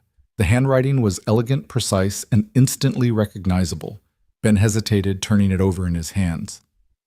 "Who's it from?" Jacob asked, stepping into the kitchen with hair still messy from sleep. Ben considered lying, but Jacob's eyes were too old for his age. He handed it over. Jacob tore it open and read silently, lips moving. His face softened, then brightened in a way Ben hadn't seen since they left town. He passed the letter across the table. "Jacob, I don't know what to say except that I think of you every single day. I imagine what you're drawing, what stories you've invented, what questions you'd ask me if you were here. I'm proud of you even from far away. Someday soon, I hope I can tell you that face to face. Until then, remember, your art has a way of keeping people close even when they're far. It's keeping me close to you now. Always, Alexandra." Ben folded the page slowly. His throat ached. Jacob's gaze pinned him, daring him to dismiss it. "Dad," the boy whispered. "She didn't forget us." Ben rubbed his temples. "That doesn't mean what? That she can't be here, or that you won't let her?" The accusation hung between them. For the first time, Ben didn't know how to answer. Across the miles, Alexandra faced storms of her own. The board had quieted partly because profits had stabilized, partly because the story had shifted to other scandals. But her heart was restless. Each night she reread Jacob's last drawing, the one he had slipped into her handbag before disappearing, a family of 3, hand in hand, standing beneath a crooked tree. She traced the lines until the paper softened under her fingertips. She knew the risk of reaching out again. Her mother's warning echoed in her ears. You can't belong in both worlds. But Alexandra wasn't sure she wanted to belong to her mother's world anymore. So she wrote. Letter after letter, none sent until finally she couldn't bear it. She booked a quiet flight, no assistance, no press, no security detail, just herself. A woman following a thread she couldn't cut. The knock on the apartment door came on a Saturday morning. Ben had just set a skillet of eggs on the stove when Jacob froze pencil mid-line. The knock came again, gentle but certain. Ben's pulse thudded. He motioned for Jacob to stay back and opened the door. There she was. No driver, no designer coat. Just a woman in a gray sweater, hair pulled back, suitcase in hand. Hi, Alexandra, said softly. Ben's breath caught. For a moment he couldn't move. Then Jacob darted past him, flinging himself into her arms. She laughed through tears, holding him as if she'd never let go again. Ben stood frozen in the doorway, the skillet hissing behind him. He should tell her to leave. He should close the door, protect the fragile balance they had found. But when Alexandra finally looked up, eyes shining, she whispered, I couldn't stay away. And the walls Ben had built around himself began to crack. They sat at the kitchen table, eggs forgotten. Jacob chattering non-stop. He showed her drawings, each one a piece of the time they'd spent apart. Alexandra listened as if each page were scripture, her fingers brushing Jacob's hair every few seconds, as if to prove he was real. Ben leaned against the counter, arms crossed, heart a storm. Finally, Alexandra met his eyes. I know I don't deserve this, she said quietly, but I needed to see you both. Just once, if that's all you'll allow. Ben's jaw tightened. And when you leave again? What then? Her voice wavered but held steady. Then at least you'll know I came back, that I wasn't just a story in a paper, that I meant what I said. The silence stretched taut as wire. Jacob broke it with a simple plea. Dad, don't make her go. Ben closed his eyes, fighting against hope, against fear, against the truth Jacob had drawn 100 times already. When he opened them again, Alexandra was still there, waiting. Not demanding, just waiting.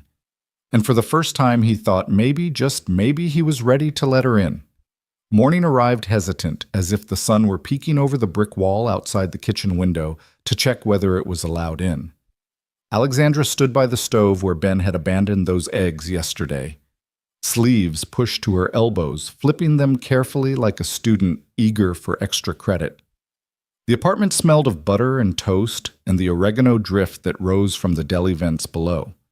Jacob sat on a chair with his legs tucked underneath the canvas-wrapped portfolio she'd brought laid across his lap, like a small animal he didn't want to startle. "Can I open it now?" he asked, eyes bright with a hope Ben hadn't seen since they left Millbrook. "Open it," Alexandra said, smiling without the high polish of her boardroom version. He untied the string, lifted the cover. Inside were thick blank sheets, a softness to the tooth he recognized from the good paper she used to smuggle into the garage. He ran his palm across the first page, reverent. "It sounds like snow," he said. "When you rub it. Like quiet." "It's yours," Alexandra said. "All of it." She slid a small tin toward him. Charcoal, kneadable eraser, a few graphite sticks. Ben poured coffee and watched her jaw tight with something that wasn't quite suspicion anymore. He cleared his throat. "Ground rules," he said finally. "We keep Jacob out of the papers. You come here as yourself, no suits of armor, no entourage. And you tell him the truth even when it's messy." "Yes," Alexandra said too quickly to be negotiating. "I can do that." Jacob glanced between them, weighing adult words with a child's seriousness. "Can we go somewhere?" he asked. "Not far, just out." Alexandra hesitated, looking to Ben. He held her gaze for a beat, then nodded. "There's a park 2 blocks east," he said. "A little pond that tries hard to be pretty." The city felt colder after days of gray. They walked in a row, Ben with his hands in his pockets, Alexandra with her scarf wrapped twice around her throat, Jacob clutching the portfolio like a shield. The pond wore a skin of ice thin as candy gulls pacing like critics. A man sold roasted chestnuts from a cart, the air-braided sweetness with salt and the metallic bite of winter. Jacob sat on a bench and opened to the first page. He looked up, eyes narrowing at the way light split on ice. He began to draw with a new carefulness, mark, pause, inhale mark. Alexandra didn't correct him, only watched, nodding in time with his strokes. "You see it," she murmured. "I think so," he said, cheeks pinked by cold. "The way it's bright and not bright." Ben tried to stand back from the quiet miracle happening on that bench, tried to let it happen without naming it. The city bustled past, indifferent, and for a minute he was grateful for indifference. It let them be a small world inside a larger one. When Jacob coughed, it didn't register as anything but winter. When he coughed again, sharp, persistent, Ben turned. "You okay, champ?" Jacob nodded, stubborn, and bent to the page. The pencil trembled. He coughed harder this time, a sound that reached down his chest and seemed to pull him inside out.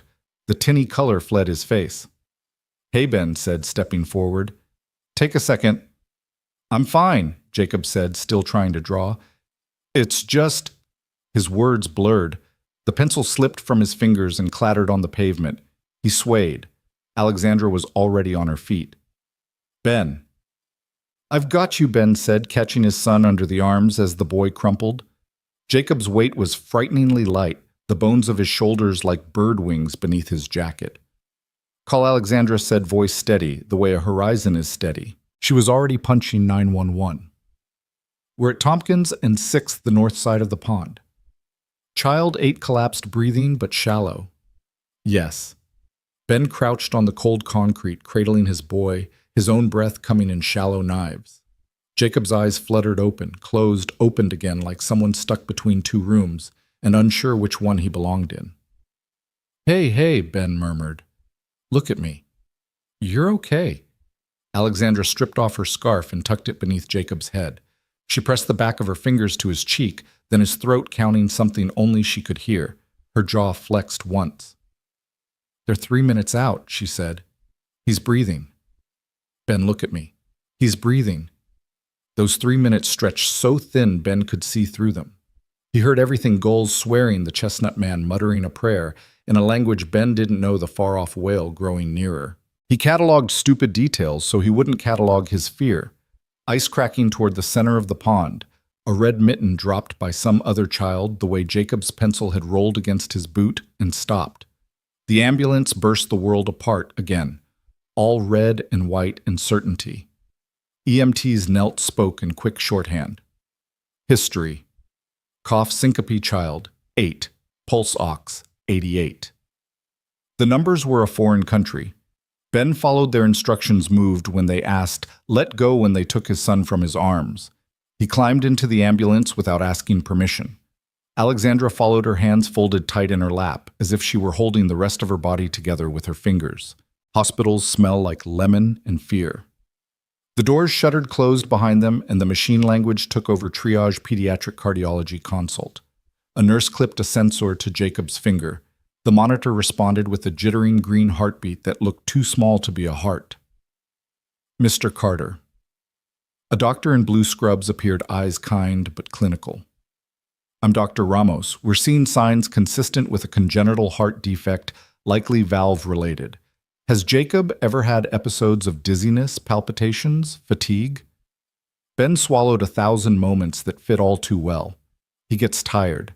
Sometimes he says his chest feels tight when he runs. The words tasted like guilt. It's not something you could have known, Ramos said, as if reading his mind. These things can lurk until a growth spurt or stress triggers symptoms. He glanced at Alexandra, then back to Ben. We'll need an echocardiogram. If the imaging confirms what we suspect, surgery will be recommended sooner rather than later. Surgery. Ben repeated the word, falling through him. Ramos nodded. We do this every day. The prognosis is good, but we should move quickly. When the doctor left, the room shrank to its beeps and the sound of Jacob's small breath. Ben stood with his palm on the bed rail because he needed to touch something solid. Alexandra stood close enough that the wool of her sweater brushed his knuckles. I can, she started. Donnie said, reflex snapping up like a shield. Not yet, she closed her mouth. The silence that followed wasn't offended. It was careful. A woman with a clipboard appeared, as if conjured. Mr. Carter, I'm Financial Services. We've verified your insurance. I'm afraid your plan is limited on surgical coverage for pediatric cardiology. We'll do everything we can to work out. She slid a printout toward him. Numbers marched across the page like an invading army. Ben stared until they blurred. He did the terrible math of years and wages and the value of a life you can't put into a spreadsheet. He felt his pride try to stand up and then fall over, useless. Alexandra's voice remained low, steady. May I speak with admissions? The financial officer glanced at her, then at Ben. Ben's jaw locked. The room pivoted on his choice. He looked at the printout again, at his boy on the bed, at a monitor translating heartbeats into green light. He nodded once. Alexandra stepped into the hall and became something else, not the ice-cold executive of headlines, but a version of herself that made things happen because a child's life was on the scale. She spoke gently, then firmly. She asked for a supervisor. She requested the hospital's foundation liaison. Yes, I can fund it anonymously. No, not as a publicity initiative. I said anonymous. When she returned, her hands were shaking now that the momentum had nowhere to go. It's handled, she said softly. The hospital's foundation will cover the surgery and aftercare. No headlines, no debt. No one outside this building needs to know. Ben's throat worked. Pride staged one last pitiful protest on the steps of his heart and disappeared under the weight of love. Why he asked and hated how small the word sounded. Because he is your son, she said, as if that ended the argument. Then more quietly. Because you carried me out of a car without asking my name. Because you taught me that goodness can exist without cost. Let me answer the world in your language for once. He didn't have words big enough for that. He reached out barely, and she took his hand as if it had always been hers to hold. Dr. Ramos returned with the echo results, images like moonscapes frozen in black and white. Bicuspid aortic valve with stenosis, he said. It explains everything. We're recommending surgical repair in the morning. Tomorrow, Ben repeated. We'll take good care of him, Ramos said.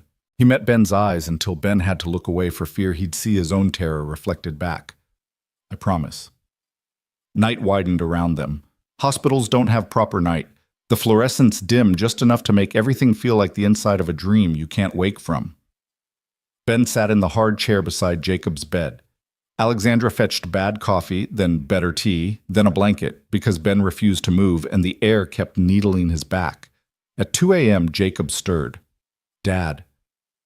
"I'm here," Ben said, standing so fast his knee cracked. Ali Jacob's voice was a thread. Alexandra leaned in. "I'm here too. Can you draw with me tomorrow?" he asked. Lids heavy. "Tomorrow," she said. Even though tomorrow he'd be in an operating room and she'd be praying in a hallway. "I'll bring the good paper." His lashes settled. The monitor traced his small mountain range. Silence pulled its chair between them and settled in. Around 4, a janitor with headphones walked the halls, mop whispering secrets to tile. In another room, a baby wailed and was comforted. The world continued unfair and ordinary. At dawn, the surgical team came with soft voices and efficient hands.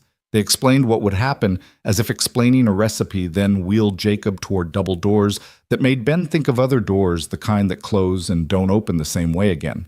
Ben walked beside the gurney until the red line on the floor said, "Family waits here." He pressed his cheek to his son's hair, breathed in the shampoo and the medicinal overlay. "You're strong," he said into that hair. "Stronger than me." Jacob's eyes opened one last time. "Draw the light." He whispered their code for hope. "We will," Ben said and stepped back. The doors swung closed with a hush that felt louder than a slam. Ben stood there, sudden and useless as a statue. Alexandra didn't talk. She didn't promise. She simply reached for his hand again, and he let her take it. They turned together and walked to the waiting room. 2 figures stitched side by a thread they hadn't chosen but wouldn't cut. On the table sat a cheap pen and a stack of forms. Alexandra pulled one of Jacob's graphite sticks from the portfolio she'd insisted on carrying and set it between them. "Actions, not words," she said, half to herself. Ben nodded, knuckles, white eyes on the double doors that held his whole world. Then we wait. The clock began to count in honest seconds. Outside, the city climbed into day.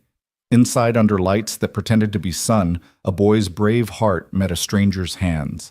And in the corridor beyond, a man and a woman, too proud, too wounded, too in love with someone small to pretend otherwise, faced the only thing harder than lost hope.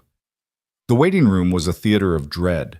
Beige walls, plastic chairs bolted in rows, a coffee machine that gurgled but never seemed to finish brewing.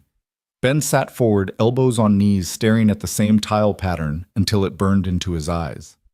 Alexandra sat beside him. Posture-perfect hands interlocked so tightly, her knuckles shone white. Neither spoke. Hours had the weight of mountains. A clock on the wall ticked too loudly, its hands crawling across a face that mocked their desperation. Occasionally, the double doors swung open with a nurse or orderly, but never with the words they needed. Ben muttered, "They said 4 hours." "It hasn't been 4, Alexandra replied softly, though she knew it had been nearly 3.5. Her tone was less correction and more plea. He rubbed his face. "What if—" "Don't," she said sharply, cutting him off. "You taught me not to play out the worst before it comes. Remember?" That silenced him, but his leg kept bouncing, knee hammering the floor like a drum. Alexandra reached over, resting her hand on his. He didn't move away this time. Across the room, a mother cradled a newborn, whispering lullabies in Spanish. An old man dozed, mouth open, a folded newspaper sliding from his lap. Life in fragments colliding with their vigil. Ben whispered, "He asked me to draw the light." Alexandra tilted her head, eyes glassy. "Then let's draw it." She pulled Jacob's portfolio from her bag, laid it open on her lap. The blank page yawned at them, demanding something more than panic. She offered him the graphite stick. He hesitated. His calloused fingers brushed hers as he took it. Slowly, awkwardly, he sketched. A line, then another. A curve, a shadow. His hand trembled but steadied with each stroke. Alexandra leaned close, adding her own marks with quick precision. Together they drew a window opening onto a rising sun rays spilling outward like promises. When they finished, the crude sketch looked like hope refusing to be small. Ben stared at it. He'll want to see this. He will, Alexandra said, her certainty more a prayer than knowledge. Hours later, the double doors finally opened. Dr. Ramos appeared, surgical cap still on mask, tugged beneath his chin. His eyes sought theirs across the waiting room. Ben was on his feet before the doctor spoke. The surgery was successful, Ramos said. We repaired the valve. Jacob's heart is strong. He's stable. Ben's knees nearly buckled with relief. Alexandra pressed both hands to her mouth, shoulders shaking once before she composed herself. Can we see him? Ben asked. Briefly, yes, Ramos said. He's sedated, but you can be there when he wakes. They followed down corridors that seemed lighter now, past doors and machines, until they entered a recovery room humming with steady beeps. Jacob lay small against a sea of white sheets, chest rising and falling beneath tubes and sensors. His hair was damp with sweat, his lips pale, but not lifeless. Ben sat beside him, gripping the boy's hand gently, terrified to squeeze too hard. I'm here, champ. We made it. Alexandra stood near the foot of the bed, fingers twisting her scarf. She whispered, "Draw the light," as if the words themselves could anchor him back to them. Jacob stirred, faintly, eyelids fluttering. A murmur escaped his lips. Ben leaned close. It's okay, Jacob. Rest. You're safe. The boy's eyes opened a crack glazed with anesthesia. Dad? Yes. Ali. I'm right here, Alexandra said, stepping closer. A faint smile tugged at his lips. Good. He slipped back into sleep. Ben exhaled, pressing his forehead to the mattress. Alexandra reached out and for the first time placed her hand gently on his back. He didn't push her away. The days that followed blurred into routine, nurses adjusting IVs, doctors explaining progress, Jacob slowly regaining color. Each improvement was a victory celebrated with quiet tears and soft laughter. On the third morning, Jacob was awake enough to talk. His voice was weak, but his eyes burned with the same determination he always had when drawing. Dad? He whispered, Did you draw it? Ben pulled the sketch from the portfolio, edges smudged. He unfolded it and placed it on Jacob's lap. Jacob studied it, running a fingertip across the rays. His smile widened. You did it. You drew the light. His eyes shifted to Alexandra. Did you draw too? Yes, she said, her voice catching. I helped, he nodded, satisfied. Then it's ours. Ben swallowed hard, the weight of pride and love threatening to undo him. Yeah, champ, it's ours. Outside Jacob's room that evening, Ben and Alexandra finally faced each other without the buffer of crisis. You saved him, Ben said, voice low. Her eyes softened. No. You did. You're the reason he's strong enough to fight. You paid for the surgery, he countered. She shook her head. Money doesn't hold his hand at night. Money doesn't teach him to see light where others see shadows. That's you. For once he didn't argue. The truth sat too heavily to deny, but he also saw something else in her eyes, a longing not just for Jacob's healing, but for something bigger, something binding the three of them together. And it scared him.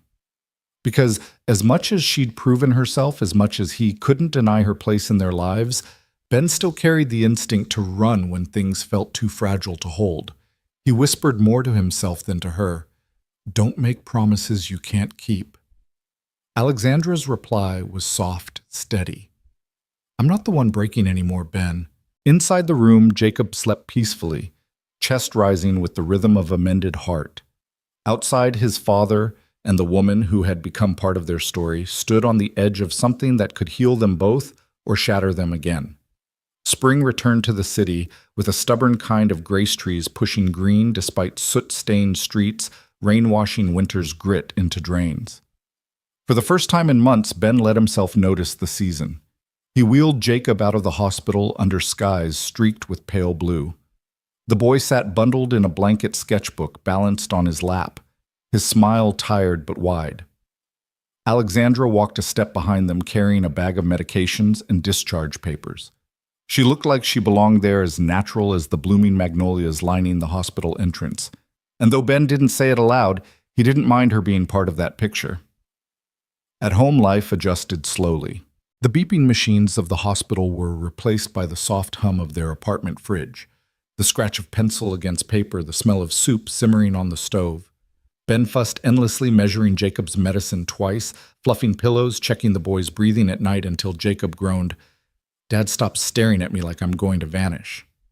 "I almost lost you," Ben muttered, once voice breaking. "But you didn't." Jacob answered matter of fact with a resilience that made him seem older than his years. Alexandra visited daily. She'd bring groceries, art supplies, or simply herself, her presence filling corners of the apartment once hollow.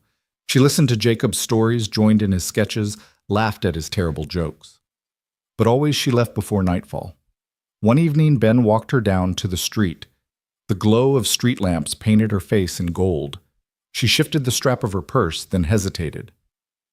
"Ben," she began, "I don't want to keep intruding, but Jacob, he makes me feel like I've found something I didn't know I was missing, and I don't want to lose that." He studied her wary. "And what about when the board calls you back? When the press decides you shouldn't be here?" She held his gaze. "Then I'll answer them. But I won't leave Jacob, or you, not this time." Her words sank into him, uncomfortable and undeniable. He wanted to believe. More than that, he was terrified of what believing would cost if she broke it. Weeks passed. Jacob grew stronger. He returned to school part-time, sketching every teacher before they even noticed. One afternoon, he burst through the apartment door with paper fluttering in his hands. "Dad, Ali, look." Ben glanced up from the sink. Alexandra, seated at the table, turned eagerly. Jacob unfolded the paper, a sketch of 3 figures standing beneath the crooked tree he always drew. But this time the figures weren't vague. The man had Ben's broad shoulders. The woman's hair was pulled back like Alexandra's. The boy in the middle clutched both their hands. Beneath the drawing, in Jacob's uneven scrawl, were the words, "My family." Ben froze. Alexandra's eyes flooded. Jacob grinned, holding the paper high like a flag. "It's us. It's always been us." For a long moment, no one spoke. The hum of the refrigerator, the ticking of the wall clock, the muffled sounds of life outside all faded. Only the truth of that drawing filled the room. Ben swallowed hard. "Jacob—" "Don't say it's just a drawing," Jacob interrupted fierce. "It's real. You two just have to admit it." Ben looked at Alexandra. She didn't speak, didn't push. She only weighted her hands, trembling slightly on the table. Later that night, after Jacob fell asleep, Ben sat alone on the balcony. The city stretched beneath him, lights flickering like restless stars. Alexandra stepped out quietly, wrapping a shawl around her shoulders. "Jacob's right," she said softly. Ben exhaled smoke from a cigarette he hadn't lit, just holding it between his fingers, a habit from a past he thought he'd buried. He turned it over before answering. "Believing in this scares me more than anything." "Because it's fragile," she asked. "Because it's real," he said. "And if it breaks him." She stepped closer, her presence steady as the ground beneath his feet. "Then let's not break it, Ben." The simplicity of her words unsettled him. He looked at her, really looked, and saw not the billionaire CEO, not the woman who had once lived in a world untouchable. He saw a person willing to risk the same fear he carried, and for the first time he let himself imagine a future where Jacob's drawings weren't just wishes, but reflections of what they had built. One Sunday morning, sunlight streaming through the kitchen, Alexandra arrived with a basket of pastries. Ben was cooking eggs, Jacob sketching at the table. It felt startlingly ordinary. Jacob raised his head and declared, "We should go somewhere. Together. Like a real family." Ben chuckled. "Where to?" "The park," Jacob said firmly. "And don't say no. I already drew it." He held up a sketch, 3 figures on a picnic blanket beneath a wide tree, laughter in every line. Alexandra laughed softly, looking at Ben. "Seems he's already decided." Ben hesitated, spatula in hand, the smell of bacon filling the air. Then he smiled, small but genuine. "All right, champ, the park it is." It was a promise, a small step, but a step nonetheless. And for Jacob, it was everything. The park was alive with Sunday noise children chasing kites, couples sprawled on blankets, the smell of hot dogs drifting from a vendor's cart. Ben carried the picnic basket, its weight awkward but welcome. Alexandra walked beside him, her hand brushing his once lingering longer than accident aloud. Jacob skipped a few steps ahead, his sketchbook tucked under his arm, eyes wide as if cataloging every color, every laugh, every flicker of life. They found a quiet patch under a sprawling oak. Grass cushioned their steps, and sunlight dappled their faces. Jacob spread the blanket with a flourish, proud as though he'd laid out a royal feast. Ben lowered the basket. "All right, champ, your kingdom." "Not mine," Jacob corrected, grinning. "Ours." The word hung there weighty, undeniable. Alexandra's eyes glistened. They ate simply sandwiches, fruit pastries Alexandra insisted on buying. Conversation flowed easier than it ever had, full of Jacob's excited chatter and Alexandra's laughter that grew freer with every passing minute. Ben found himself smiling more than he realized the sound of her laugh, stirring something he hadn't let himself feel in years. After lunch, Jacob sprawled across the blanket sketchbook balanced on his knees. He drew the oak tree, then the three of them beneath it. Every stroke of his pencil pressed deeper into truth. "Dad," he said without looking up, "you should smile more. You look better when you do." Ben chuckled, shaking his head. "Bossy, aren't you?" Jacob grinned. "Gets it from Ali." Alexandra pressed a hand to her heart, feigning offense. "Me?" The boy nodded solemnly. "Yeah, but it's good. We need it." Her laughter softened, turning into something like a sigh. She looked at Ben, her eyes saying what her lips didn't. "Don't you see? We already are what he drew." Later, as the sun began its slow descent, painting the sky in pink and amber, Jacob fell asleep against the blanket pencil still in his hand. His breathing was steady, peaceful, in a way that made Ben's chest ache with gratitude. Ben watched him, then whispered, "I keep waiting for the world to take this away." Alexandra leaned closer, her voice steady. "It won't. Not if we hold it tight." He turned to her, torn. "And what about you? When the world starts pulling you back, you're bored, your business, the headlines." "What then?" She met his gaze, unwavering. "Then I'll choose again. And every time after that. Because this," she gestured to the boy, to the blanket, to the sketchbook lying open with its truth scrawled in graphite, "is the only thing that feels real." For a long moment, silence settled between them, broken only by birdsong and distant laughter. Ben wanted to believe her. More than that, he wanted to believe himself capable of holding on to it. Tentatively, he reached across the blanket and took her hand. His grip was rough, uncertain. Hers tightened gently, certain enough for them both. When Jacob stirred awake, he blinked at their joined hands and grinned. "Told you." Ben rolled his eyes. "Go back to sleep." But the boy only laughed, nestling closer. "You can't hide from drawings. They always tell the truth." Alexandra brushed a hand through Jacob's hair. "Then let's keep drawing." The boy yawned. "Together." And in that simple word lay everything they had fought for: the surgeries, the sleepless nights, the fears and doubts and broken promises. A family rebuilt not by accident, but by choice. As the last light of day fell across the park, Ben looked at Alexandra and saw not a billionaire, not a savior, but a woman who had chosen them as much as they had chosen her. For the first time in years, hope didn't feel dangerous. It felt like home. Your thoughts will help us create meaningful stories. And if you want to hear more powerful healing stories like this, don't forget to subscribe to the channel, click the bell icon so you don't miss any new episodes. And most importantly, share this video with people who need a little hope today.